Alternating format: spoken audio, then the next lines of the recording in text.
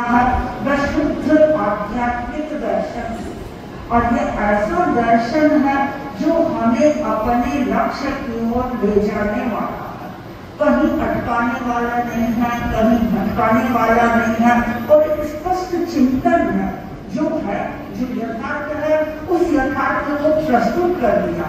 और इसमें आचार्य भिक्षु ने कहीं पर भी कोई भय की अनुभूति नहीं की, बड़े साहस के साथ जो कहना था वह कह दिया। उन्हें साहस हर व्यक्ति में नहीं होता, जो व्यक्ति सत्य का हामी होता है, जो स्वयं सत्य पर चलता है, वह व्यक्ति अभय होता है।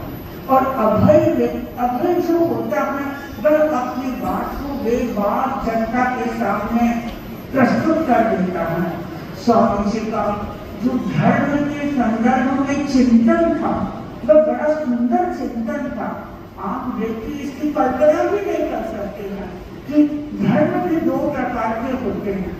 आज ही एक परिवार आया था, एक बहन ने मुझे प्रश्न किया कि महाराज आप मुझे ये बताएं कि हम यदि अंगदान देते हैं तो क्या हमें वह धर्म होता है।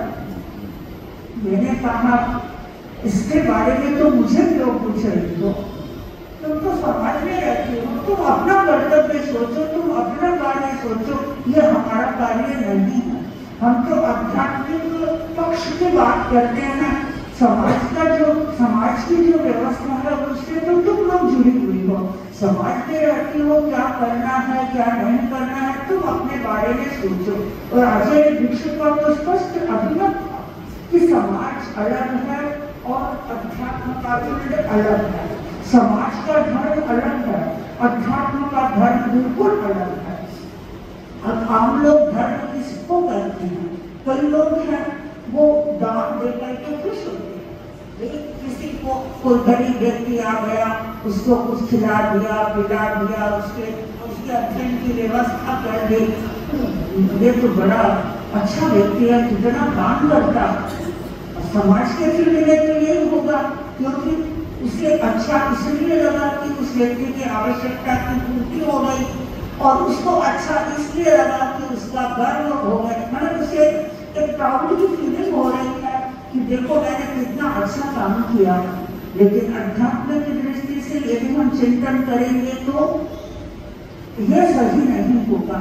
ठीक है, व्यक्ति समाज में रहता है, समाज में अनेक प्रकार के कार्य होते हैं और सबको आपको संपादित भी करना होता है, लेकिन दिमाग में ये दृष्टि क्लियर होने चाहिए कि मैं जो ये कार्य कर रहा हूँ या कर रही हूँ ये सारे सामाजिक कार्य अध्यात्म की दृष्टि से वे ही कार्य मननीय होते हैं अथवा करणीय होते हैं जो हमारे ज्ञान दर्शन चारित्र की वृद्धि करने वाले होते हैं। और ये एक क्राइटेरिया बन जाती है, ये एक कसौटी बन जाती है कि वे कौन सा कार्य हमें करना है और किस रूप में हमें कार्य करना है।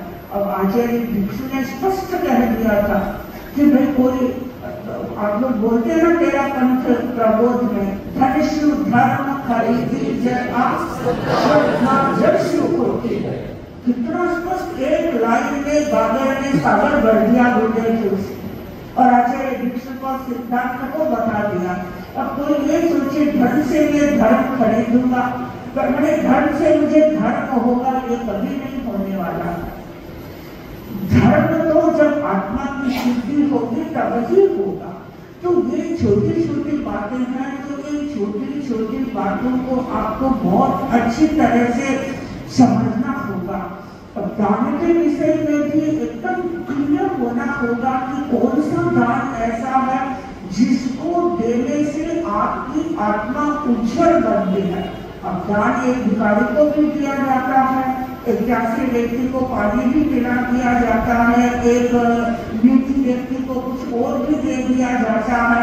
तो आप कहेंगे रे आज तो मैंने बहुत दान कर दिया, ठीक है, लौकिक भाषा में आप उसे दान भी कर सकते हो, दान का मतलब देना, कुछ भी तो दान है।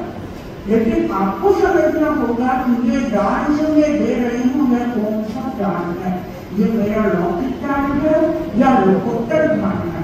एक आप असंज्ञातिक को दान देते हैं।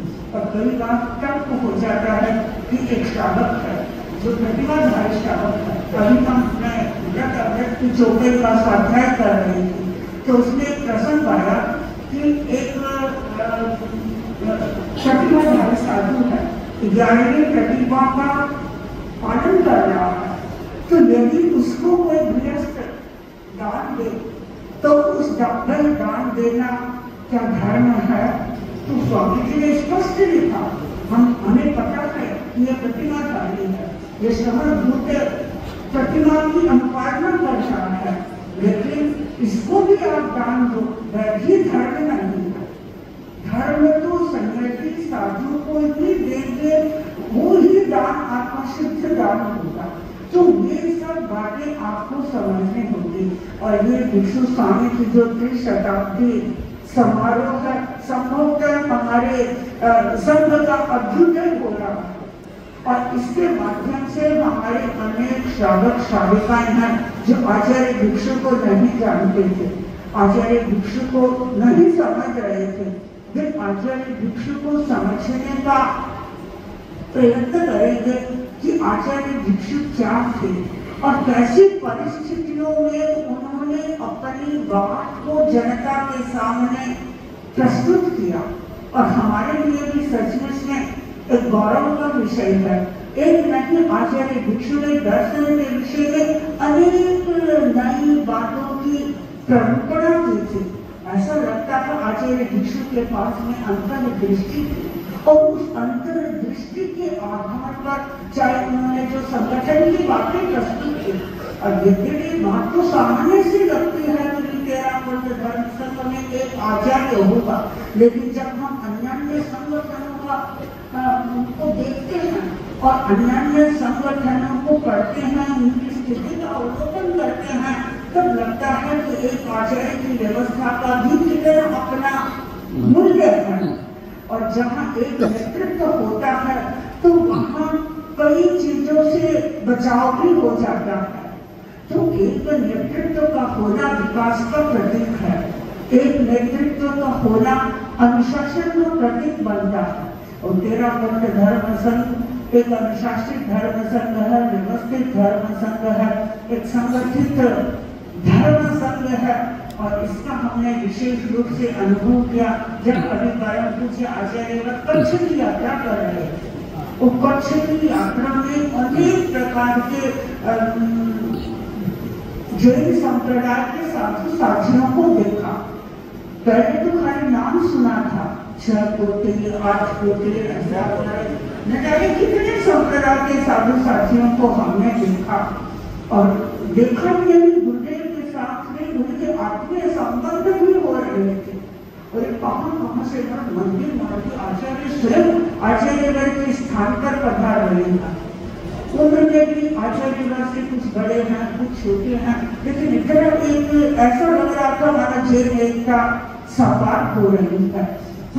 सबके व्यवहारों में व्यवहार अलग थे, सबका चिंतन अपना अलग अलग था। तो उन सब की स्थितियों को देखा तब ऐसा लगा कि सचमुच में हम सौभाग्यशाली हैं कि हमें ऐसे गुरु मिले हैं, ऐसे हमें आचार्य मिले हैं, क्योंकि उन लोगों में तो अनेक आचार्यों की परंपरा है। 10-15 शिष्य होकर एक आचार्य बन गए और अपने यहाँ तो इतने हम 700-800 के लगभग साधु साधियाँ समयाँ हैं। हमारे तो गुरु तो एक दिन ही हुआ। मैंने एक दिन एक प्रसंग सुनाया भी था व्याख्यान में। परम पूज्य आचार्य जब कच्छ की यात्रा कर रहे थे तो शाम का समय था, आचार्य भी पढ़ा रहे थे और थोड़ी दूरी पर स्थानकवासी साधियाँ थी, वो आचार्य की प्रतीक्षा कर रही थी दर्शन के लिए। और हम पहले पहुँच गए थे तो मैंने भी दिव्य साधियाँ थी, तो मैंने दिव्य साधियाँ हैं, उनकी इच्छा भी थी, तो मैं भी उनसे मिलने के लिए गई। मैं भी तो मेरे साथ बहुत सारी साधियाँ हो गई। तो हम वहाँ पहुँचे तो साथियों ने परिचय दिया मेरा कि ये हमारे सबसे बड़े साथी जी हैं। तो जो साथियाँ थी तो उनमें से एक ने कहा, अच्छा आप इन सब के गुरु जी हैं? मैंने कहा मैं गुरु नहीं हूँ, मैं तो आचार्य महास्वामी जी की शिष्या हूँ। तो उनको बड़ा आश्चर्य हुआ। हम ये कल्पना भी नहीं कर सकते हैं कि इतना बड़ा ग्रुप किसके पास में हो और वो उस ग्रुप का लीडर ना हो। हमारे लिए तो सहज एक व्यवस्था है और शायद गुरु के प्रति समर्पण भी है। और हम कभी पर भी बैठते हैं, कोई अन्य समाज के साधु साधिया मिलते हैं तो हम अपना परिचय नहीं दे करके पहले हमारे संगठन को परिचय देते हैं, हमारे गुरु का परिचय देते हैं और हम उनके बारे में ही बताते रहते हैं। प्रसंगवश का कोई बात पूछी, हमने उत्तर दे दिया कि ये हमारे संघ की बहुत बड़ी विशेषता है। तो तेरा पंथ दर्शन को आप सब खूब गहराई से समझने का प्रयत्न करें। और अभी एक किताब भी हमने तैयार की है, अभी आई नहीं है, वो प्रेस में शायद चली गई होगी। तेरा पंथ दर्शन नाम से ही पुस्तक तैयार की गई है। इसमें दान, दया, ये संवर्ग, निर्जरा, समान धर्म, लोक धर्म, लौकिक धर्म, इन सब के बारे में बहुत अच्छा परम पूज्य आचार्य महाप्रज्ञ जी ने विश्लेषण किया है। और एक आचार्य महाप्रज्ञ जी की मुनि अवस्था में छोटी सी बुकलेट लिखी, शायद किसी ने देखी होगी, तो दान दया पर एक नई दृष्टि, उस पुस्तक को भी उसी के अंतर्गत समापन कर दिया है। तो शायद वह पुस्तक आपके लिए और अधिक इस दर्शन को समझने में घर को फूल भी बन सकती है। तो मुझे प्रसन्नता होती है जब मैं उपासक उपासिकाओं को देखती हूँ कि ये सब लोग कितने आतुर हो रहे हैं जानने के लिए। सबके मन में जिज्ञासा है और जिज्ञासा जब होती है व्यक्ति के मन में तो वह व्यक्ति विकास भी करता है। मैं कई बार एक उदाहरण देती हूँ। न्यूटन ने देखा सीएम है वो नीचे गिरते हैं, पर हमने से अनेक लोगों ने देखा है सीएम पद जाती है तो वो नीचे गिरती है। न्यूटन के मन में एक प्रश्न पैदा हो गया कि ये सीएम नीचे क्यों गिरी, ऊपर क्यों नहीं गई। और इस एक ही प्रश्न ने लॉ ऑफ ग्रेविटेशन का आविष्कार कर दिया। तो ये जिज्ञासा है वो व्यक्ति को आगे बढ़ाती है।